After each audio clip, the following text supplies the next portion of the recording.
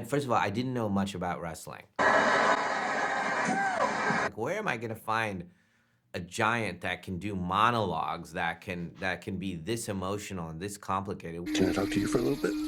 Dave is also the one that rented the party bus to take us to Knight's wife's Zumba class on a Sunday afternoon. You know, will you make a choice?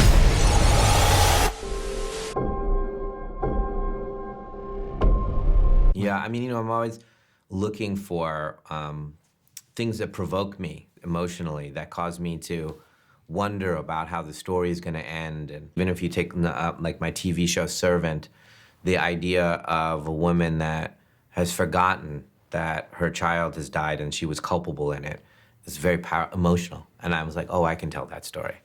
And in this case, this kind of Sophie's choice at the center of a supernatural event was extremely provocative for me.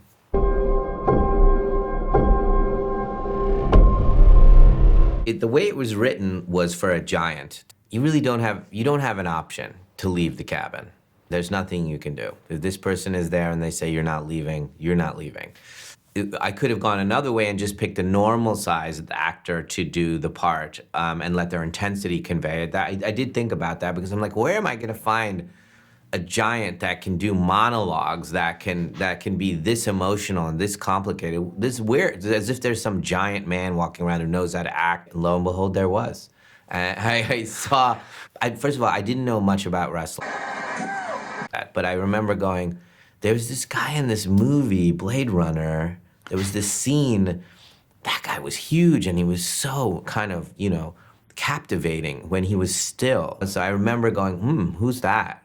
And here we are. And then I found out his name was Dave Bautista. And then we Zoomed and then we got together. And as soon as I spoke to him, I was like, wow, you are the character. And I knew he was gonna nail this. He's gonna break the door. Dave is also the one that rented the party bus to take us to Knight's wife's Zumba class on a Sunday afternoon, just to give you a sense of how much fun we were having off site. When I saw the movie a couple of weeks ago for the first time, I was reminded about how intense it was in that room. Sometimes between action and cut, I would be shocked by what had transpired. Didn't anticipate that it was going to require that much when I signed on.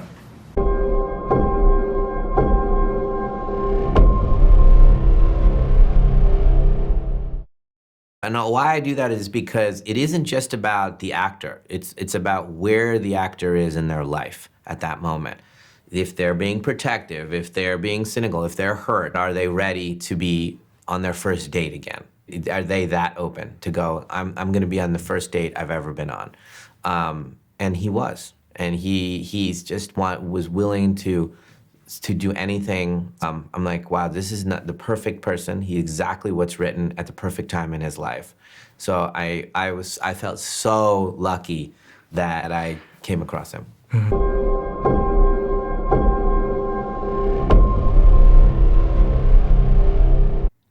I'm not sure I would. And not because I'm being protective of the movies, really, honestly. It's because it's such a delicate balance between you and the art form that who you show the movie to and at what time you show that movie is critical. So I'm very careful as I unravel the movie. And really, the real conversation is between me and the audience. I much rather show it to the audience and go, are you seeing what I'm saying?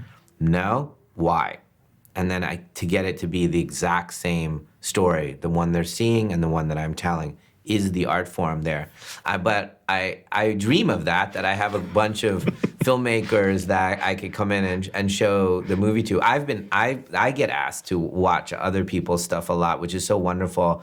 When they ask me, I love it. I'm a really good person to show a movie to because I'm a fan of everybody. I want everyone to succeed, helping them believe in themselves and tell their best story is kind of a fun part of my life. Parasite.